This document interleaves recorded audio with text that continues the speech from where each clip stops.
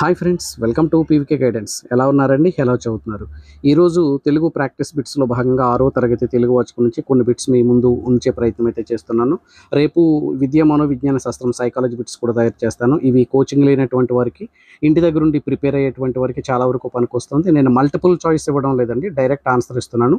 మీరు ఇది క్వశ్చన్ తయారు చేసిన తర్వాత, ఇది అయిపోయిన తర్వాత మీరు కింద కామెంట్ సెక్షన్లో దాని ఆన్సర్ టైప్ చేయండి. వీడియో చివరిలో నేను మీకు ఆన్సర్స్ రివీల్ చేస్తాను.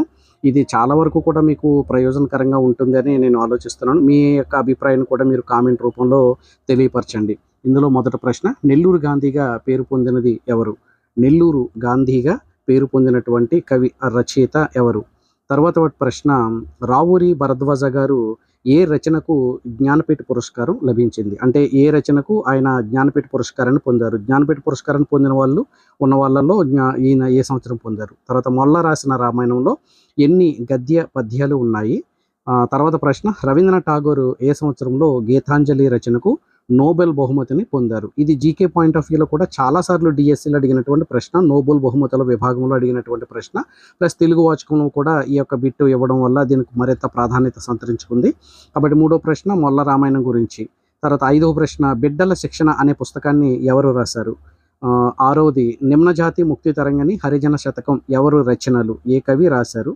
అద్దంలో చందమామ పంచమం అనే నవలలు రాసిన వారు ఎవరు?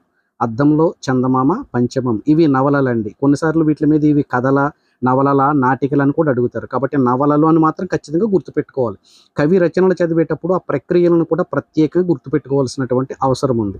అద్దంలో చందమామ పంచమం అనేటివి అనిచ్చే కింద ఆప్షన్స్లో కూడా కథలు, నాటకాలు, నాటికలు, నవలను కూడా ఇస్తారు.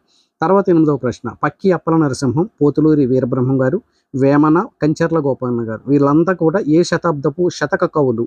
వీరందరిది ఒకే శతాబ్దంలో ఉంటుంది, గుర్తుపెట్టుకోవడానికి కూడా చాలా ఈజీగా ఉంటుంది. తర్వాత గద్య తిక్కన బిరుదాంకితులు ఎవరు? గద్య తిక్కన బిరుదాంకితులు ఎవరు? ఈ శతక కవులన్నీ కూడా ఈ ఒక చోట రాసి మీకు తర్వాత చూపిస్తానండి. ఏ శతాబ్దంలో ఏ కవులు ఉన్నారన్నది కూడా స్క్రీన్ షాట్ కూడా మీకు పెడతాను నా వచ్చే వీడియోలో. ఖచ్చితంగా ఈ వీడియో మీకు ప్రయోజనకరంగా ఉంటుందని అనుకుంటున్నాను. తర్వాత మీ యొక్క సమాధానాలు కింద ట్రై చేయండి. లేదు అంటే వీటిని స్క్రీన్ షాట్ తీసుకోండి. తర్వాత ప్రశ్న, మా కొద్దీ తెల్లదొరతనం గేయ రచయిత ఎవరు? మా కొద్దీ తెల్లదొరతనం గేయ రచయిత ఎవరు? కాబట్టి ఫ్రెండ్స్, ఈ సమాధానాలు మీరు రాయండి. నేను ఈ వీడియో చివరలో ఇప్పుడు సమాధానాలు మీకు రివీల్ చేస్తూ ఉన్నాను కాబట్టి వాటిని మీరు ఒకసారి చెక్ చేసుకోండి. ఈ 10 ప్రశ్నలకు మీకు ఎన్ని ప్రశ్నలు వచ్చాయన్న దాని మీద మీకు మీ యొక్క అంచనాలు మీకు తెలుస్తాయి. మొదటి ప్రశ్నకు నెల్లూరు గాంధీ ఎవరు అంటే వెన్నెలకంటి రాఘవయ్య గారండి. నెల్లూరు గాంధీగా పేరు పొందినది ఎవరు అంటే వెన్నెలకంటి రాఘవయ్య. రెండవ ప్రశ్న, రావూరి భరద్వాజ గారు ఏ రచనకు జ్ఞానపీఠ పొందారు అంటే పాకుడు రాళ్ళు. పాకుడు రాళ్ళు అనే నవల అనమాట అండి. ఒకది సినీ నేపథ్యంలో ఉన్నటువంటి నవల. దానికి ఈయనకి జ్ఞానపీఠ ఇచ్చారు. మొల్ల రామాయణంలో 871 గద్య పద్యాలు ఉన్నాయి.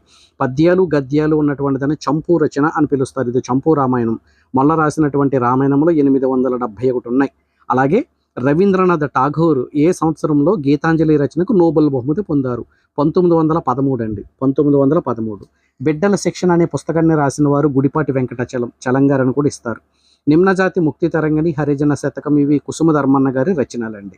కుసుమధర్మన్న గారు. మా కొద్దీ నల్లదొరతనం గేయ రచయిత కుసుమధర్మన్న గారు. ఇందాక ప్రశ్న మా కొద్దీ తెల్లదొరతనం, మా కొద్దీ నల్లదొరతనం అన్నది కుసుమధర్మన్న. అయితే అద్దంలో చందమామ పంచమం అనే నవలలు చిలుకూరి దేవపుత్ర గారి రచనలు. అద్దంలో చందమామ పంచమం అనే నవలలు చిలుకూరి దేవపుత్ర గారి రచనలు. ప్రతి రచన కూడా ఆ ప్రక్రియను గుర్తుపెట్టుకోవాలని మరీ చెప్తూ ఉన్నా. వీరంతా కూడా ఈ శతాబ్దపు శతక కవులు అంటే 17వ శతాబ్దం అండి. వేమన గారు, పక్కి అప్పల నరసింహ గారు, పోతులూరి వీరబ్రహ్మం గారు, కంచర్ల గోపన్న. గద్య తిక్కన బిరుదాంకితులు శ్రీ కందుకూరి వీరేశలింగం గారండి. గద్య తిక్కన బిరుదాంకితులు కందుకూరి వీరేశలింగం గారు. ఇది తెలుగు స్కూల్ అసిస్టెంట్ వారికి, ఎస్జిటి వారికి కూడా చాలా ప్రయోజనకరంగా ఉంటున్నాయి.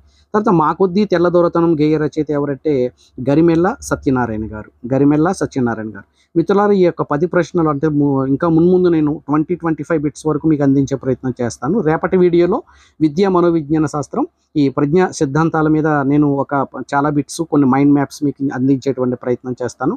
ఖచ్చితంగా ఇది మీకు ప్రయోజనకరంగా ఉంటుందని అనుకుంటూ ఉన్నాను. అలాగే తరువాత మీ యొక్క అభిప్రాయాన్ని కూడా మీరు తెలియపరచండి. పీవీకే గైడెన్స్ ఛానల్ను సబ్స్క్రైబ్ చేయండి, షేర్ చేయండి, లైక్ చేయండి.